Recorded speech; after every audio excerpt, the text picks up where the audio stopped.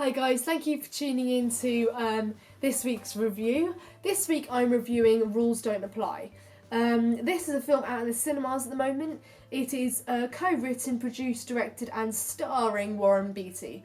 Now, for those of you who don't know who Warren Beatty is, he's somewhat of a Hollywood legend, I suppose. He is one of the only actors left that lived through the golden era of Hollywood, if you like. So this is like late 50s, he was making movies in the 60s, 70s, sprinkling in the 80s. I think he did maybe one or two in the 90s, and then now he's back with Rules Don't Apply. He did big films like Bonnie and Clyde, Heaven Can Wait, Reds, and if you don't know him through any of those, well, he was the guy that fluffed up the Oscars this year by reading out the wrong name for the Best Picture. So I'm going to get straight down to it.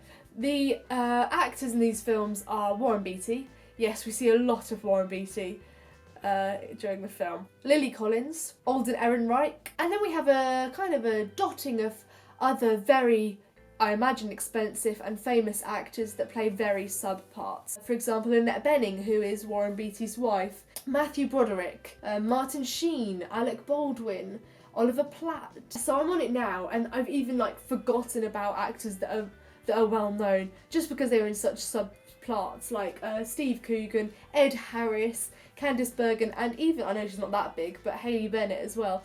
For me, just having loads of those famous actors just feels like they were throwing cash at the film, like throwing money like I imagine you'd throw it at a stripper. Anyway, so let me set you the storyline. So it's set in the late 50s and early 60s of Hollywood. It is surrounding the story of Howard Hughes. Now, Howard Hughes was actually a big star and director and a big deal in Hollywood during this time. And he was known for being eccentric. He was known for tying women down to oddball contracts. He was known for promising actresses a screen test that never happened. He was known for investing into companies and then pulling out, and just generally being a bit odd and a bit arrogant and stuff. So Warren Beatty plays him.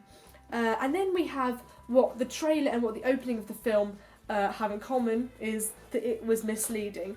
We have these two characters, these two young people. We have Alden Ehrenreich, who plays Frank Forbes, and we have Lily Collins, who plays someone called Marla Mabry or something. She wants to be recognised by Howard Hughes. She wants to be a famous Hollywood actress, and he has got aspirations to kind of become a businessman or something, and he's got ideas of to build something on Mulholland Drive.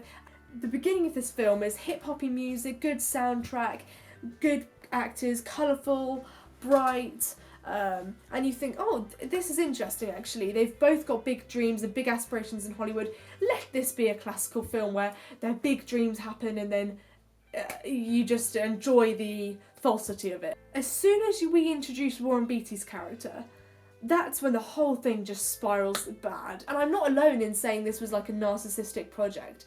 I've looked up reviews this morning just to see whereabouts other critics are on it, and a lot of them agree with the fact that this was just a Vanity Fair.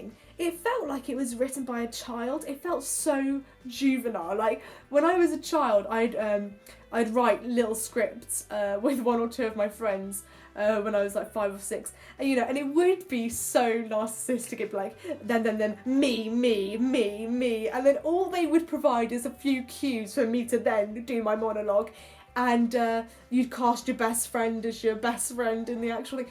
And that's, he cast his own wife in it, which is fine if you pull off a good film.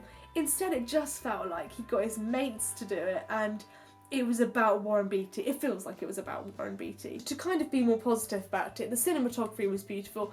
It felt like a 50s film, well lit, lovely kind of lighting, nice warm spaces, good set design, very 50s, very authentic to 50s and 60s cinema, and maybe he provided that because he was around, he experienced that, he saw it, he provided a really good insight into what Hollywood was like at that time, and that was good. Not well written. I'm surprised not more writers took it and went, okay Warren, this is good.